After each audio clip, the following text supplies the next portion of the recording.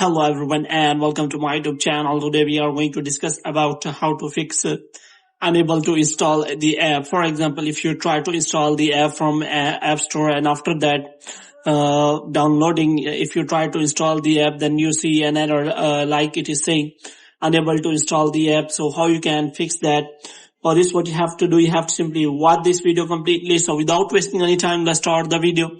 So first of all, what you have to do, you have to simply make sure that you are connected to a proper Wi-Fi or internet connection. And after that, what you have to do next is you have to simply go to settings. And here what you have to do, you have to scroll it down until you find the option of general. So in general, what you have to do, you have to simply scroll it down until you find the option of transfer or reset iPhone.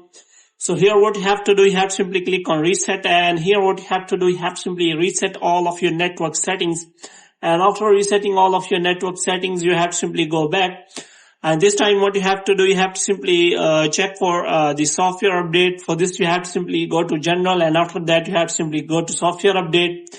And here what you have to do, you have to simply make sure that you have installed the latest version of the iOS.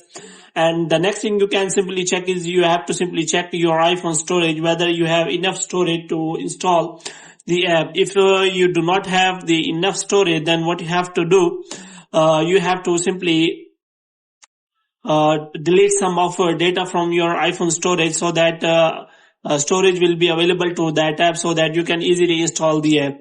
If the problem is still there, then what you have to do, you have to simply open the App Store again. And here what you have to do, you have to simply search for that app again. And here what you have to do, you have to try to install the app, download the app again. And after you have uninstalled the app from the your home screen, and after that you have to try to install the app again.